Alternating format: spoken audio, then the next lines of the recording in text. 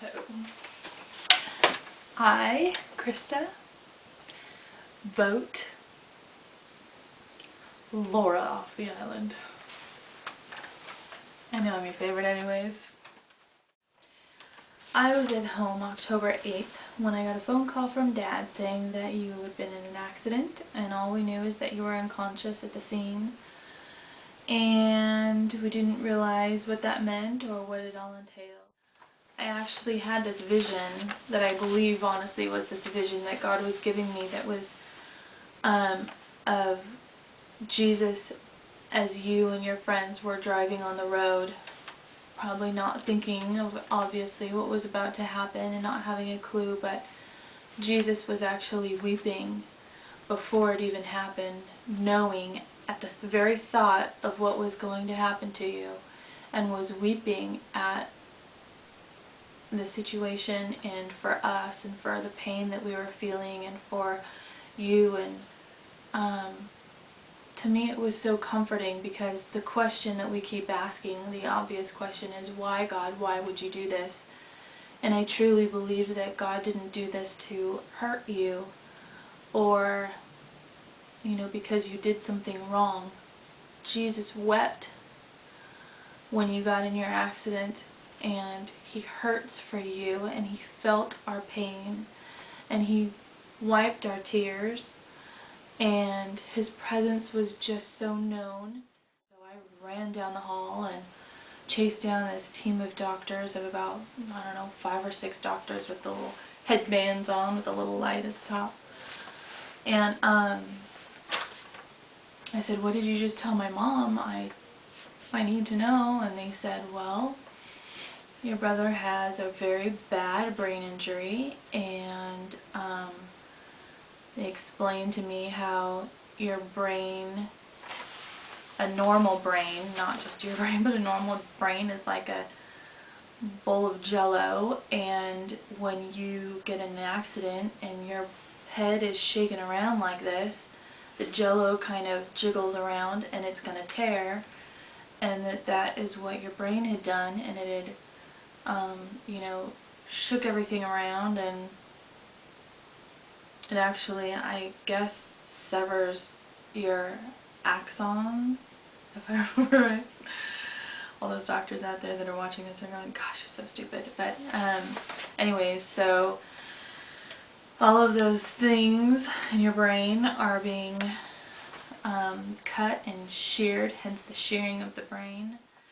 Brain injury was very bad, and from the MRI that they had taken while in Germany or Turkey or somewhere, it didn't look like you were going to be living much of a productive life. He said worst case scenario would be you might be able to be just sitting there and be able to track your eyes, watch something across the room, but maybe that cognitively you wouldn't be there, and at least that was the vision I got. And best case scenario would be you still living at home, but not like, but still like as a vegetable, needing 24-hour care, somebody being with you and doing everything for you, and not having a productive life, but just, I guess, just a life. And that was his best case scenario for you. So of course we were devastated and we didn't know what to do, and I will never forget him looking at me right in the eyes and going, I don't want to take all of your hope away, and I just wanted to like punch him in the face. I remember that feeling. I wanted to punch him in the face and say, what do you think you just did? But I guess I understand that they had to give us the worst case scenario, and they had to bring us to that low, and maybe it wasn't even them that had to bring us to that low, but God had to take us and kind of rip that hope away so that we would know how far you've come. And he needed us to have all of that hope torn away so that we had nothing in this life no doctors that we could depend on to make you better, no, there was nothing physically that could be done for you except just to keep you alive, and what the doctors knew what to do, but it was honestly going to be God who was going to heal you. And we know that God uses the doctors, and that the doctors were amazing, and they were just incredible and incredibly supportive. And we told that doctor that day that you were going to prove them wrong. And every time we'd see that group of doctors and they would make their rounds, and we'd say, he moved his thumb today, or he gave us a thumbs up, or he opened his eyes, and we just kind of wanted to rub it in their nose, like, my brother's not going to be a vegetable, and my brother's going to be good, and he's going to come out of this, and whatever. And even though the doctors do all of the things that they're supposed to do and that they know how to do, we know that God is the only one who made your brain and can put it back together that way. We know that these neurosurgeons even, they don't completely understand the brain, and that the only one who does is our God, our Creator. And we just had all the hope and all the faith that He was going to make you better. And He did. It was really hard to have to hold Mom and Dad and just watch them sob and stuff, but when we walked into your room for the first time and we just screamed and cried and fell on the ground again and just, no, it's my brother, and it was awful, but we made a pact after that we wouldn't do that anymore. We wouldn't cry while we were in your room, or we wouldn't, not that we didn't cry, because we did cry still when we were in your room, I believe, but we wouldn't just do the screaming and crying thing. That we were in your room, we were going to be positive, and we were going to be encouraging, and we didn't know if you could understand us or what was going on or whatever, and we would talk to you just like you were there and just like you were awake, and we all fought over holding your right hand, because it was your right hand, even though the doctors hadn't even told us yet that you had like left-sided weakness or whatever. We could just tell if we held your right hand. Every once in a while you would rub our hand, or move something or squeeze, and we were just all anxious to be the one who got it.